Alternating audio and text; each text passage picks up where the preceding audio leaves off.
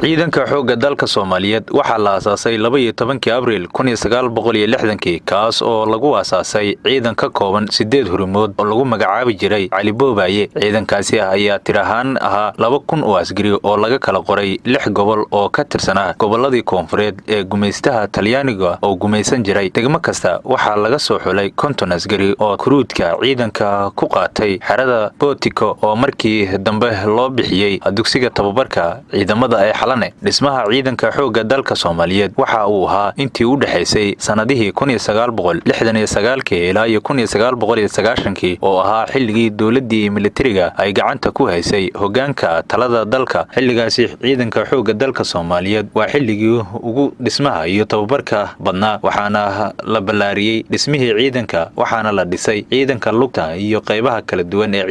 ciidamada difaaca cirka oo markii hore ahaa horimo gaar ah. sidoo kalena waxaa la ballaariyay qaybihii gobolada dalka kuwa oo ay xarumo u ahaayeen magaalooyinkii Muqdisho, Dhuusamareeb, Hargeysa, Burco, Baydhabo iyo magaalada Kismaayo ee ciidanka xoogga dalka Soomaaliyeed xilligaasi uu xarumo ku yeeshay. xilligii dawladii militariga waxa uu gaaray xagga dhismaha iyo farsamada heer aad u sareeya, waxa uuna ka soo qayb galay dagaalo iyo howlgallo nabad ilaalin iyo sidoo kale nabadda loogu soo celinayo dalalka ka tirsan qaaradda Afrika, taas oo uu ku kasbaday in loogu yeero ciidanka xoogga dalka Soomaaliyeed libaaxyadii Afrika. ciidamada xoogga dalka Soomaaliyeed intaasi wixii ka dambeeyay waxa uu gaaray in uu gaamuro oo uu cududii lagu tilmaamay xilligaasi in uu ahaa kuwa ugu awoodda badan bariga Afrika, balse waxa uu qayb ka ahaa burburkii dalka soo gaaray 1991. waxaana hadda lagu jiraa xilligii ugu fiicnaa oo ay ka soo kabanayaan, waxaana socda dadaalo dib loogu dhisayo awoodda iyo xoogga ciidamada qalabka sida, iyadoo ay socdaan isku dhafka ciidanka iyo weliba qaramaynta intaba. isku dhafka ciidanka xoogga dalka ayaa xoojinaya guulihii laga gaaray isku dhafka ciidamada booliiska iyo nabad sugidda. arrintaas oo muujinaysa in ra'iisul wasaare Xasan Cali Khayre uu ku guuleystay qorshihii ahaa qaramaynta ciidamada Ahlusunnah iyo ciidamadii deegaanka si ay wadajir ugu xoreeyaan deegaanada Galmudug ay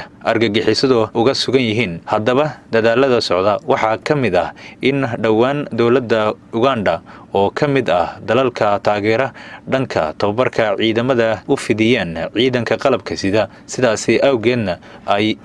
awgeed ayaana waxaa xerada tababarka ee Kamaba lagu qabtay munaasabad ballaaran oo tababar loogu soo xirayay Layli Saraakiil oo muddo hal sano iyo bar ah tababar uga socday dalka Uganda. waxaa munaasabadaasi tababarkaasi loogu soo xirayay Layli Saraakiisha goobjoog ka ahaa madaxweynaha dalka Uganda, taliyaha ciidamada dalka Uganda, abaanduulaha ciidanka lugta ee dawladda Soomaaliya, isuduwaha tababarada iyo isdhexgalka ee xafiiska madaxweynaha, siihayaha safiirka Soomaaliya ee dalka Uganda, diblomaasiyiin, gudoomiyaha ardayda Soomaaliyeed ee wax ka barta halka iyo bulshada qeybaheeda kala duwan. madaxweynaha Uganda Yoweri Museveni ayaa markii uu soo gaaray goobta salaan sharaf ka qaatay ciidanka iyo Layli Saraakiisha tababarka loo soo xiray ee isugu jiray Soomaali iyo Ugandes, isla markaana soo bandhigay dhoolatus military. sidoo kale Layli Saraakiisha ee tababar u soo idlaaday ayaa goobtaasi lagu dhaariyay. sidoo kalena madaxweyne Yoweri ayaa abaanduulaha guddoonsiiyay saraakiisha kaalmaha horey ka galay muddadii uu tababarkaasi socday, iyadoona kuwa ka socda dawladda Soomaaliya uu qayb ka ahaa dadkii abaalmarintaasi la guddoonsiiyay. inta ay socotay munaasabadaasi ayaa waxaa khudbad ka jeediyay goobta madaxweyne Yoweri Museveni, isagoona saraakiisha ku booriyay in ay mar walba